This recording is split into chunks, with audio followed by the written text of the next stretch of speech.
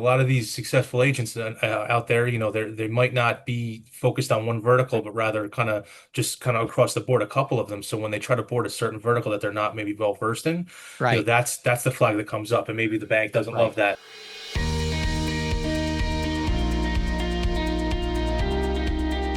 Hey, everybody, James Shepard here with another edition of the Merchant Sales Podcast. Today, we're talking about high risk merchant accounts, and then we're talking about stablecoin, Bitcoin. We're talking about PayPal's new things that they're doing, just a bunch of really cool stories.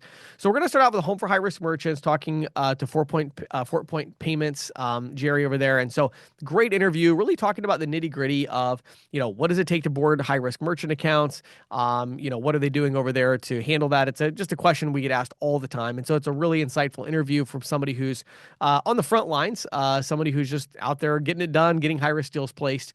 And so we're going to talk about that. Then we have some sales tips coming to you from Rich Norton. And then we follow that up with Patty Murphy. Really, I'm just starting to enjoy this Today in Payment segment so much because I just really feel like it gives us, all of us, so much insight into what's happening in the industry. And, with the Genius Act coming out and it's about stable coins, just a bunch of really interesting stories today that I think will help to give you the context as you kind of navigate the changing landscape of our industry. As always, this podcast is brought to you by Nativia. Head over to nativia.com/CC Sales Pro to learn more about them.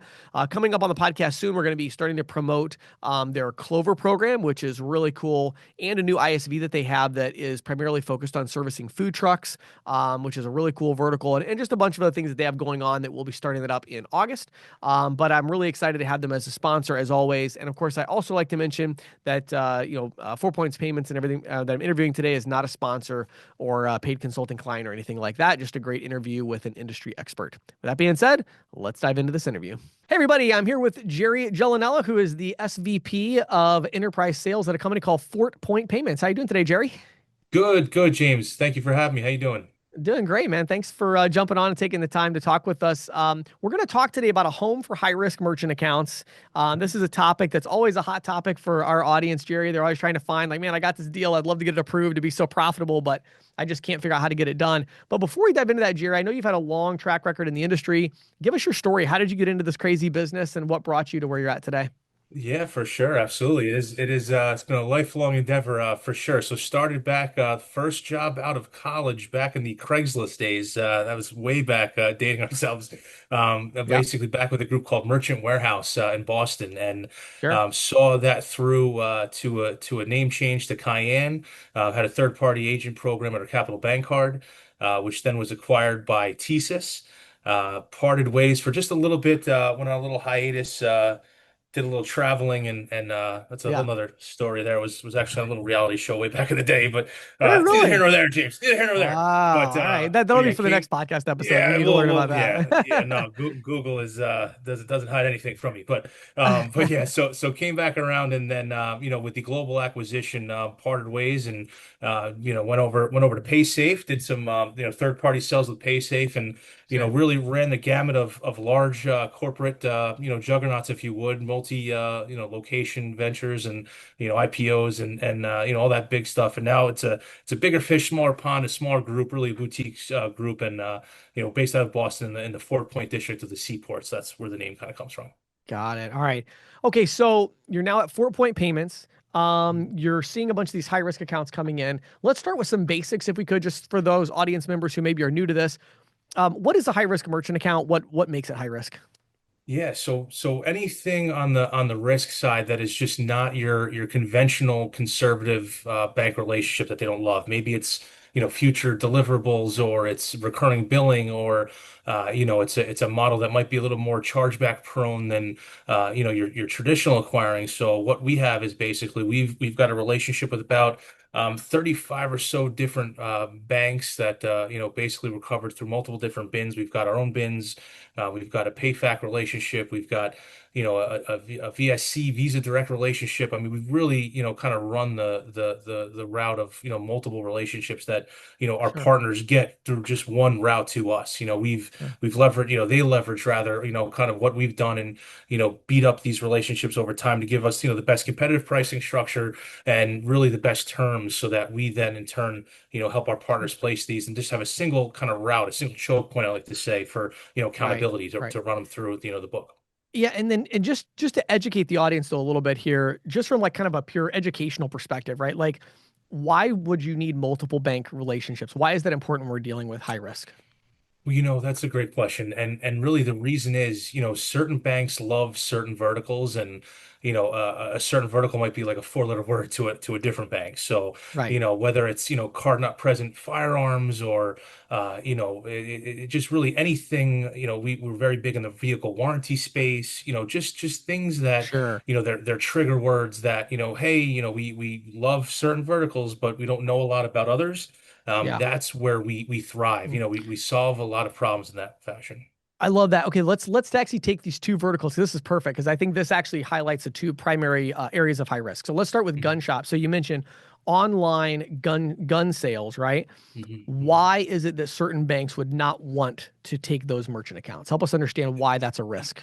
Yeah, kind of the standpoint of the bank perspective is there's lots of hands involved. With are they verifying, FFL certificates? Are they doing everything on the up and up? Is everything from a federal, standpoint on the legal side of it? And is Hmm. everything, going basically downstream where, it's all again on the upper of everything and there's no, nothing being unturned improperly. So we've got relationships with, firearm gateways that we're, basically, vested in. And we, in turn, have a fail-proof solution where, between several banks that we have, domestically here that really understand the space, they know the space, they're not looking at it like they're scared of it. So, Right. that's one vertical that, I mean, Mm. we're specifically on a, Right. gun broker, for instance, we're one of the preferred partners. So if there's a smaller, gun shop or firearm shop that's really just getting into it that Hmm. doesn't really know what they're doing. Maybe they've used Square in the past and they don't really understand the legalities and the logistics of it. That's where they are able to leverage, our experience with it in Sure. that instance. And so I guess to summarize that, right, you would say that when we're talking about gun shops, that's an example of, in my opinion, you would say that's like a compliance risk and it's a reputational risk, right? In other words, Exactly. some banks are like, well, I don't want to be writing these merchants that are selling firearms. I just don't want to be associated with that. You can run into the same thing with strip clubs, internet, adult entertainment, things like that, where it's like, I don't want to be associated. But then there's also a real regulatory and compliance risk, right? Where it's like they may be literally breaking the law or whatever, and that can come back on the bank as a negative. Again, more reputational than anything else. Did I say that right, or would you add anything to that? You absolutely did. I mean, the reputational side of it, that's the risk that a lot of these sponsored banks don't want to get in bed with on that side. There's just lots of, the wild, wild west out there where people aren't doing everything on the up and up. And the thing is, it's Right. sticky. It's on the books. It's for a while. It's not a Right. quick, here's a VAR sheet, here's an approval, here's a gateway setup, and then, Right. 60 days later, send us everything under the sun for, to legitimize a silly sale of, for $500, Ruger Right. or something like that. That's not Right. kind of we go into this knowing it. We don't disguise what these merchants are. Sure. We fully disclose what they are, and Right. that's when you do things on the up and up. That's really when you Yeah. see the best success. And I think that's so important too, because it's like in that partnership, right? There's a really a big component to this where the bank would say, okay, maybe I'm willing to take gun shops, right? But maybe I'm not willing to take gun shops from this ISO because they've never done a gun shop deal before. So they don't know how to vet these deals. So there's this back and forth partnership between the ISO and the sponsor bank, where the sponsor bank is like, okay, you want to board a gun shop. Do you know anything about that? Do you know what an FFL certificate is? Do you understand the compliance and the regulation? And right? So there's that piece of it. The bank needs to be willing to accept it, and then the partner needs to understand it, and the bank needs to be confident in that partner's ability to vet those deals because banks aren't really set up for that. They're not really set up to do like all the Yeah. legwork of ensuring compliance and all that kind of. They really do depend on their downstream partner for that, right? No, you're absolutely right. You're absolutely right. And that's the thing, a lot of these successful agents out there, they might not be focused on one vertical, but rather kind of across the board, a couple of them. So when they try to board a certain vertical that they're not maybe well versed in, Right. that's the flag that comes up. And maybe the bank doesn't love Right. that. Yeah, and I think it's so interesting, Jerry, because I had a conversation just a couple of days ago. I think it was on Friday last week with an agent, and they were very confused because They had a preferred ISO that they worked with, Mhm. and they were trying to place this deal, and they knew the deal was going to a certain sponsor bank. Okay. Mhm. And they could never get these deals approved. These deals kept getting declined. But they had a secondary ISO using the same sponsor bank, and the deals would always get approved. And they were very confused by that. And I had to explain to them, well, no, what's happening is the second ISO, they have a deal with the sponsor bank for that vertical where they've talked to the sponsor bank and said, okay, we agree to XYZ compliance, XYZ due diligence. The bank then agreed and approved that. Whereas ISO number one that you're trying out, they may have never sent one of those verticals to the bank, and the bank's like, well, why is this ISO sending us this type of business? This looks sketchy, right? So that's something I think a lot of people don't understand. It's not just the sponsor bank accepts this vertical, it's the sponsor bank has arranged with the ISO a set of criteria that both parties have agreed to. It's absolutely right. We're flying out, we're breaking bread, we're sitting down at tables with these sponsor banks, with their executive C-level teams. We're having these kinds of conversations behind the scenes so that, when they're seeing these files, they're seeing them tied to 4Point, they're seeing them tied to us. They know, the proper Right. vetting is going on. They know that we've got the processes in place. So, Yep. you're completely right. Just because a sponsor can take a certain vertical doesn't mean, ABC agent submitting that vertical will have the most success with it. That's where the circle of maybes and maybe of where you're not sure exactly where to place this. That's where we step in and we solve those. I think those issues best because at the end of the day, you can Google ISO and agent. You could anybody with a pulse can get a nice rev share with any group, and Right. it's that experience that you get and how long those accounts actually stay on the books. That's Right. the other conversation. So. Okay, so what I want to do is I want to now go back for a minute. So there was two verticals at the beginning you mentioned. So you said gun shop. You also said auto warranties. I think I don't know much about this vertical, but I would imagine it's more of a financial risk here. Can you talk about that a little bit? So we talked about kind of that reputational, that compliance, that regulatory risk. There's other kind of high risk merchants which are just a financial risk. Explain what that means. What is this financial risk that sponsor banks are worried about with a high risk merchant account? Yeah, so I think the biggest financial risk that a sponsor is looking at really is twofold. Whether they open themselves up to potential chargebacks and then recouping those chargebacks through will this merchant then go ahead and ACH reject when they try to recoup those funds. So Mhm. what we do best is we really vet these files before we get them submitted. We're not going to the really the onesie twosie type operators that run these types of businesses. We're vested in there where, to be able to board an account with us, we need to know that you've got all your ducks in a row, the proper procedures in place, the proper mitigation tools for any kind of chargebacks. And if you don't have them, that's where we step in and we provide them. We've got, Mhm. relationships with all the third parties that are needed to make these accounts, stay for the long haul. And, like you said, the relationships that we have, they're dozen-year relationships with lots of commas on them on the monthly reports, so they know what they get when they see kind of our name on a Mhm. submit. And it's just you have to have all the players in place. You can't just submit a file and hope for a var sheet and cross your fingers. It's having everything in a row and really being versed in those verticals. That's what really makes us thrive, I feel. And so, again, for those in our audience who are maybe less familiar with this, right? Let's just give them the educational side of, I mean, let's start with what is a chargeback. I mean, I think that's a pretty basic answer, but Yeah. what is a chargeback? And then you mentioned that these businesses need to have the right mitigation procedures in place. What does that mean? Give us a little bit of like if you were talking to a merchant and trying to explain this to them, explain that to my audience so they can understand it a little bit better. Yeah, for sure, for sure. So, really what you look at does not matter how top shape your operation is, you're still going to open yourself up if it's a card not present environment to a potential chargeback. And there's friendly fraud, there's friendly chargebacks, and there's just chargebacks for other reasons. So a chargeback, in a sense, you're disputing a sales legitimacy. It shouldn't have been charged. The cardholder's saying that maybe this charge wasn't valid. So when you have a lot of those, you get on the radar. You have to register with the card brands. If you've really got an influx of them, it just really is a downstream, bad scenario for you that could, potentially just close you down completely. Okay, so so again, from the concept of the chargeback, let me break that down one more time to make sure we all have it. So somebody goes and buys something, usually online is real common. Card not present is a lot more chargebacks. So I go online, I buy something for $100, $1,000, whatever it is. I then come back, a week, 2 weeks, a month later, and I say, no, I didn't get what I ordered. Wasn't shipped to me. So you have the friendly fraud you talked about, and that's where people are. Well, how would you describe that? What is your definition of friendly fraud for my audience?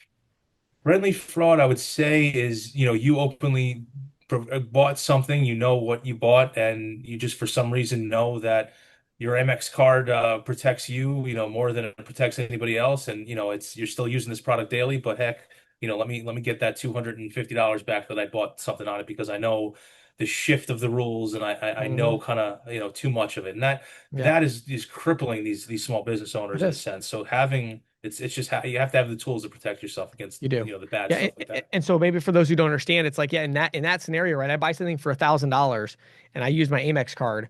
When I go and file a chargeback and I say I actually didn't ever get that item, even though I know I did, right? What happens is the merchant basically loses that money and then they have to fight to get it back. They have to prove the transaction was legitimate. And if they prove the transaction was legitimate, nothing bad happens to me as the cardholder. Like I just don't get my money back, but nothing, I don't really take, there's no risk as the consumer for me to make this claim. And so chargebacks will happen a lot in these card not present environments, friendly fraud where it's not friendly at all, but consumers are saying, oh yeah, I did get this, but I'm going to pretend that I didn't, or pretend this transaction shouldn't have occurred. And so when that happens, then what has to happen is the sponsor bank has to go out of the processor. They have to go collect the money from the merchant, right?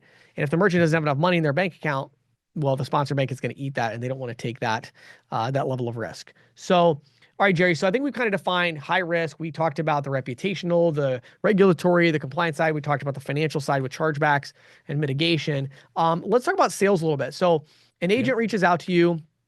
They bring you a big merchant account that's high risk. What do you do? What is your sales process like so you can help the agents kind of understand how to approach these deals?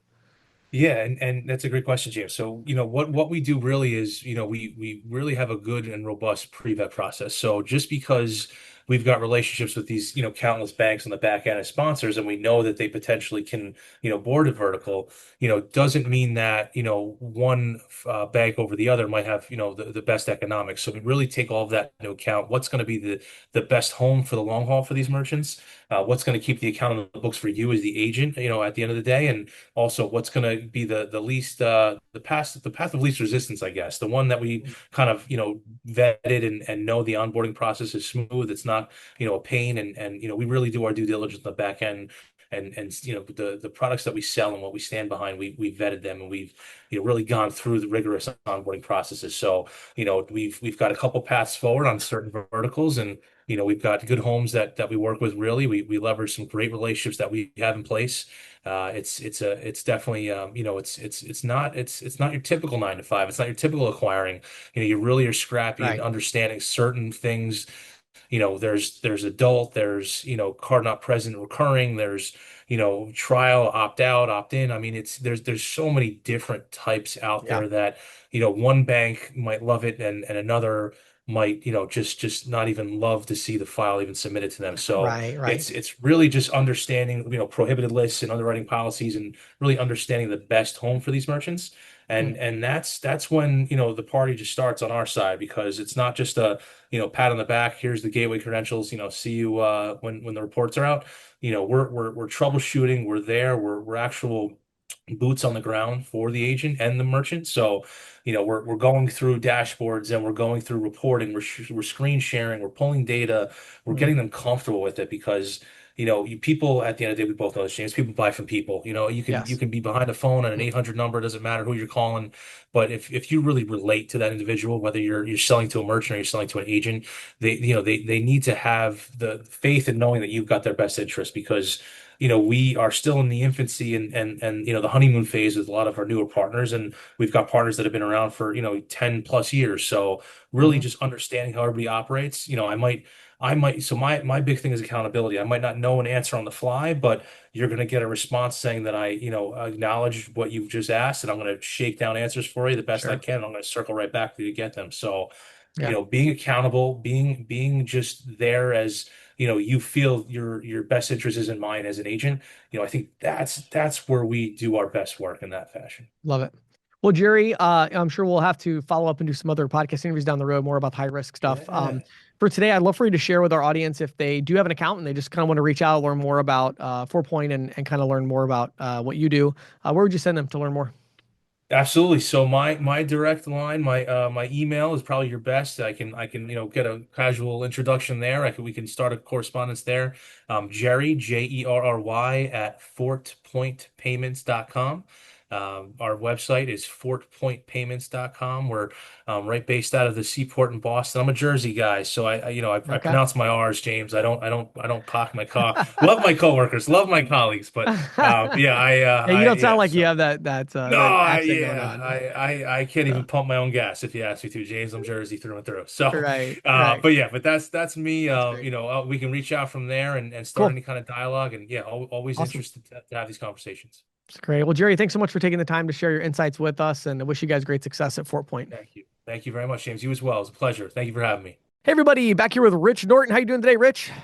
Excellent. Great to talk with you, my friend. Absolutely. So happy to have the Payrock Rich Norton team as sponsors of our podcast here. It's a lot of fun always having these conversations. Rich, today I was hoping you could share a little bit of what types of merchants should especially a newer representative, who should they be targeting? Because of course, they want to go out and I'm going to sell Walmart or McDonald's or something like that, but that's not realistic. Help them understand what types of businesses should they target, and also what is that philosophy in terms of, is there a certain niche I want to go after? Talk about how you advise representatives in that way. Absolutely. I love it when representatives come in. They're like, we go to Target, Walmart. I'm going to write them up and I'll make all kinds of money and I'll be done. And obviously, that's not going to happen. So what we want to do for all representatives is, and I still do this to this day. And what I love about our team, I think about some of our representatives. I think of a guy, one of our team leaders. He's one of our top. He actually is our top revenue producer, Brian Ehrlich. I like for him to Yeah. be on some of our calls. You'll have a chance to. I think it's great for people to hear from him. He never cold calls, and he develops partnerships, and his Right. residual is crazy. He's done a great residual in a short period of time. So he and I sell completely different. Right. Me, I've always been the get out there and pound the pavement. That's my comfort zone. That's my niche. But that's how we're going to get a lot of consistent production. So as a new representative, highly encourage representatives to be able to go out there and talk to mom and pop type businesses. Why do I say that? You're going to find the owners that are there. It's going to be a shorter time to close. Hopefully, with the way we're training you, you're going to be able to have a one call close and write them up on the spot. But if not, you'll be able to go back, whether it's another call or another call after that. So we want to get each of our representatives into consistent production, making money out of the gates. That's how we do it with the small mom and pop type businesses. Now, we will have big opportunities. And that's not saying that some people may think, well, that's all you guys do. No, the good thing with our team is we have our own enterprise team. We have our executive team. So when it gets more complicated, we've had representatives come in. It's like, I got this big deal. My brother-in-law owns this company. We need integrations. We need this. It's way beyond their pay grade. Well, they can bring that to our enterprise team. We can help them close them. They can hand it off to them. We can partner up with them, help them close a deal, whatever it might take. But those, as we know, take a longer period of time. And as new representatives, they can't wait around 6 months because they need to make money Yeah. to get this, waiting for this big deal. Mhm. So the whole way of thinking is get that big deal, hand it off to the team, work with the team, but let's close consistently and keep Yeah. adding those accounts. And that's always been my philosophy for 25 plus years. And that's how you build a good, solid book. Because if you only write one big giant one or a couple big giant ones, what happens when you lose that one? Right. That Right. deeply affects your pay, but we may lose an account there. For me, as long as I've been doing this, because of this approach, I've made more money every year. My residuals have gone up every year, even in 2020 from the prior year. Yeah. Rich, a question I've never asked you before that's interesting is I'm curious your top three verticals personally. So like for me, I was auto repair, pizza shops. Those are my two. I love selling auto repair and pizza shops for a variety of reasons. One was pizza shops are so tightly knit together. I'd usually would sell 3 or 4 locations when I would do one. Just out of Yes. curiosity, what are yours? What are your top 2 or 3? That's funny you say that. Number one for me, probably auto repair. Yeah. It's Yeah. yeah, it's I just love those. In fact, I just wrote up a tire shop right next, and then I got a referral right next door. My daughter just opened up the ice cream shop right next door. Can Right. you Right. help her out? Oh yeah, yeah, I can. I believe I'd be able to do that. So Yeah. yeah, and that's how you do it: is you write those merchants up, get referrals from their neighbors or other people, and Yeah. definitely use that. But if you were to look at my book of business, you'd probably see all kinds of tire shops, auto repair shops, lawnmower shops, Hmm. you name it. Just Joe's mom and pop type businesses all over the place. Right. Restaurants, pizza shops are good, but definitely tire shops, auto repair, unit body shops all over the Yeah. place. Car lots. I do a lot of car lots Yeah. too. Dealerships and Oh, yeah, sure. dealerships. Yeah, Yeah, yeah, that's yeah. I cool. love Yeah. them. I love it. And that's what's so great about what we do is I have a slogan here: having fun and making money. If Yeah. you're not having fun with the merchants out there, if the people don't see that they have to see that you enjoy yourself. If you Right. enjoy yourself and you convey that message that you love what you're doing, you're going to have a lot of success. And that's what's great. We get to meet so many people, nice people, have fun, help them out, and make money at it at the same time. Yeah. So it's a great, great, great opportunity. Yeah, I love it. Well, Rich, for those that are looking to learn more about the industry or more about your team, where would you send them to learn more? Yeah, give me a call, 904-434-4635, or you can email me at payrock, Payroc, Rich Norton at gmail.com. Awesome. Thanks so much, Rich. Thank you, James. Well, lawmakers made good on their promise to pass crypto-oriented legislation during Crypto Week, which was July 14th to 17th, in terms of legislative working days. They passed the Genius Act, which Right. which stands for Guiding and Establishing National Innovation in U.S. Stablecoins. The legislation was signed into the law on July 18th, and made good on President uh, Trump's decree that he wants the U.S. to become the crypto capital of the world. Right. It's Right. sort of like that's the first step, you Yep. know. There's more things that need to be done, like legislation that establishes specific regulatory assignments. Something called the Clarity Act, which is still pending in Congress, has to be passed. Does Hmm. the SEC regulate these things, or does the CFPB, Commodity Futures Trading, yeah, CFTC, Commodity Futures Trading Commission, do that? Is it a commodity or is it a security? Basically, is what we're Right. looking at. Right. And what was the I know we have a interview coming up here in a few weeks on Bitcoin. Right. And what was the law that was mentioned there that would make where under $600 purchases? Do you It remember wasn't a that? law, it was actually an executive order. Oh, okay. Okay. Okay. And that has to do with the sort of the tax implications, Right, right. So which it's like neither, if you spend like 600 or less using Bitcoin, it's a currency transaction, not a capital gains taxable event. right, right, So I right. get, but my understanding is that still wasn't in place, or is it No, a, it's just it was the president had said that he intends to issue an executive order to that effect. I see. Okay, got it. All right.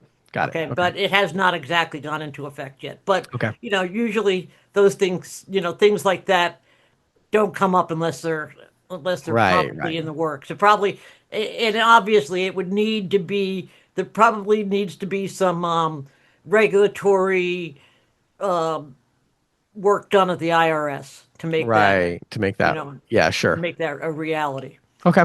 But so just basically, here's what the Genius Act does a bunch of different things, but it basically sets up concrete procedures for institutions seeking licenses to issue stable coins, and it sets reserve requirements. It also allows for state regulation of issuers with sort of what they call smaller issuers, those with less than $10 billion in market capitalization, Hmm. and a waiver process for issuers exceeding the threshold to remain state regulated. But this is really important because there's a lot of people that are saying, okay, stable coins are gonna you know wipe out Visa and Mastercard, which I think both you and I Right. know is not going to happen. But at a earnings at a call with what do you call it, analysts? Excuse me. Right. Right. Steve Squeri, who is the CEO of American Express, told the investor consultants, etc., whatever, that he sees stable coins replacing rails like the ACH and wires, but not necessarily card payments. Yeah. Now, is that wishful thinking? I don't know. But I mean, I could see that. I could see how it could replace Yeah. ACH. I'm not sure about wires, but I could see how it could replace Well, I ACH. mean, you think about it, wires a lot of times are used more for those cross-border international type situations. That's So that I true. think I think that could be good. To me, what's really interesting about it is that I think what inevitably happens when these new innovations come along is that you look at stablecoin and say, okay, well, how is stablecoin going to become broadly used in kind of mainstream America? And there's two ways to do that, right? One way would be that they could build their own network. Well, when you think about the implications of that, right, that's going to take decades because Right. merchants have to be willing to accept whatever this new payment method is. Consumers have to be willing to adopt whatever this new way of paying is, versus saying, okay, stablecoin exists. That's enough of an innovation to say, let's just make Visa cards that run on stablecoin, and let's make MasterCards that run on stablecoin, and let's make American Express cards that run on Hmm. stablecoin, and let's eliminate interchange cost. There's enough there that I think they're going to, they're going to run on those rails at least for a long time. Down the Right. road, is there some really innovative new form of network that's going to displace Visa and MasterCard? Probably, but if is it 20 years from now? Is it 50 years from now? I don't know, but I don't think it's 5 years from now. No, for sure not. And I think you're right. I think this whole idea of like, stable coins that are tied to credit cards. I mean, we're already seeing Mm, that to a certain right, extent. right, I think we're right. going to see a lot more of that now. Right. And I think for Visa and MasterCard, I think it's important for people to understand they don't really care. Like to them, if they, to them, this is a way for them to take issuing of cards in-house. Hmm. So this is a way for them to say, okay, let's cut out the issuing bank on some of Right. these cards. And this is their justification to do that. And they can make the interchange whatever they want to make it. Right. Right. And now there's not this third party cost. So they might choose to do a really great rewards credit card that has a 20 basis point interchange cost and then the card brand fees. And Hmm. so I see more of that type of thing coming out of this than anything else. Yeah, I agree. I agree. So next up, this is very interesting. One of the world's biggest financial technology success stories is Brazil's instant payment system called Pix. Hmm. Now, Pix accounts for nearly half of Brazil's financial transactions by volume and is used by three-quarters of the population, rich people and poor people alike, according to Wow. the Brazilian central bank. They talk about how some of these unbanked people in the most remote villages, can use this network and receive instant payments instead Hmm. of having to take boats and buses and Yeah, something, sure. to the nearest town. It accounts for about half of Brazil's financial transactions by volume. That's amazing. Yeah, isn't it? It really is. Merchants really love it too because it really, costs them very little. It's typically about 22 basis points Mm, compared to 1% for debit cards and 2% for credit cards. right. And of course, it's free for consumers. Right. The PIC success story, however, has not been a success story for everyone. Okay. Um, Visa and MasterCard, Right. to bring it back. And that has led President Donald Trump to order a probe into whether the network discriminates against legacy payment networks like Visa and MasterCard. Really? Yes. I hadn't heard about that. That'll be a first. Is it Somebody's claiming that Visa and Mastercard are not getting their fair share. That's going to be quite the court case there. right? I mean, this is very interesting, and it kind of gets tied into this whole tariffs thing, Hmm. Okay. um, because they're it's like we're gonna increase your tariffs, and we want unless you know start charging something for this. I don't know. I mean, that's Right, right, nothing like right. that has been said yet, but that I could see That's the something like direction. that being said. Interesting. A study Wow. by the Brazilian payments firm eBanks last September predicted that Pix could surpass credit cards as the main payment system for e-commerce. This, according Mm, to reporting by the Financial Times. wow. Yeah, so the Office of the U.S. Trade Representative has initiated an investigation into whether the Brazilian government is tipping the scales against Visa and MasterCard, among other things. Mm, This was in a statement issued by the trade representative on July 15th.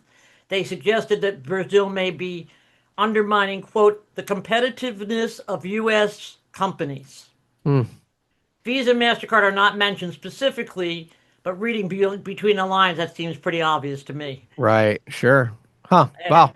and Very news of interesting. the investigation obviously was raised, met with a lot of ire, shall we say, by Brazilian politicians. I'm You know, sure.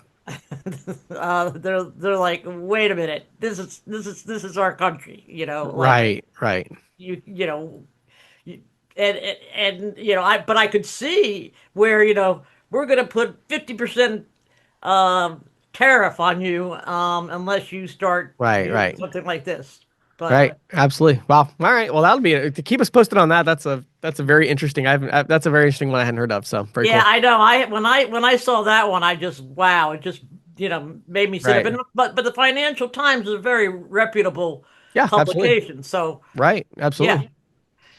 Okay, next up, PayPal has taken the wraps off a series of new partnerships that will connect many of the largest payment systems and digital wallets worldwide on a single platform. Okay. Um, and it's called PayPal Global. Okay. First up, of course, is interoperability with PayPal and Venmo, Okay. Yep. right? But international shopping and money transfers can be a real headache. While digital wallets and payments have become a preferred method of payment domestically, consumers still need an international method when they shop with overseas merchants. Hmm. So, excuse me, it's PayPal World, not PayPal Global, PayPal Okay. World. PayPal World. Got it. Yeah. So, PayPal says that with no additional integration, PayPal World will connect millions of businesses to digital payment systems and wallet users worldwide,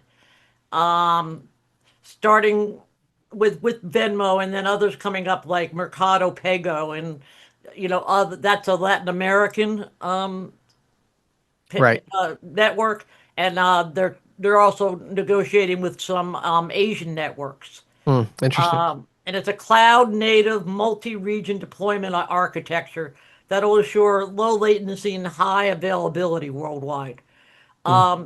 I found this very interesting. I think it's one of those things that's going to take a lot longer to implement than Right. PayPal is touting, but Right. excuse me, it is a legitimate concern that needs to be addressed. And it's interesting bringing that story up in the light of, where we started with stablecoin because Right, it does make you wonder. It's almost like PayPal is trying to solve this legacy mess of different international currency types and interoperability between them. right. And it makes you wonder if stablecoins there might be enough of an innovation there to make that problem significantly less valuable to solve over the next, let's say, 5 to 10 years. That's Um, true. and Yeah, it'll take PayPal a while to solve it. And so it is interesting. It's kind of like they're almost making a big bet on the long tail, which is usually a good bet to make, meaning that, it's like ATM machines. It's like if right. you started an ATM business 10 years ago, you were making a bet on the long tail that people would continue to use cash at some significant level for a long time, and that was correct. It sounds to me like PayPal is making a similar thing, which is saying, okay, sure, stablecoins are going to be disruptive, especially as it comes to international payments and things like that, and Bitcoin and everything else, but we are going to make a bet on the fact that all these different legacy currencies and all that, they're still going to be a really significant force even a decade from now. So they're going to Right. make the ultimate platform to deal with that, problem, which again, it sounds like a good bet to me. It's just an interesting Oh bet, yeah. considering the innovations that are coming. Well, especially because they both kind of came out at the same time. Yeah, You it's know? very interesting. Yeah. Yeah, yeah, very interesting. So, so finally, I have a sort of, always like to have like some interesting stories, Mhm. some some human interest stories, shall we say? Yeah, right. And as I'm sure a lot of listeners have already heard, the U.S. Treasury will soon stop the production of pennies, Yeah, right, right. and for good reason. I mean, the cost to mint and distribute a single penny is 3.69 cents. It's like, duh. Right, That's according to Treasury's calculations. So, right, you know, right. so they want to, they've just sent the last batch of copper, or that's not copper, but whatever pennies are made of. Zinc, I think, or something like that, isn't it? Yeah, yeah. The last batch to be minted, and then which will probably take until sometime next year for them all Okay. to kind of roll off. Right. But as pennies are removed from circulation, businesses can be expected, according to, I just read this, I should back up a little bit. The Federal Reserve Bank of Richmond did a study on, okay, so what's going to happen when the pennies go away? Right.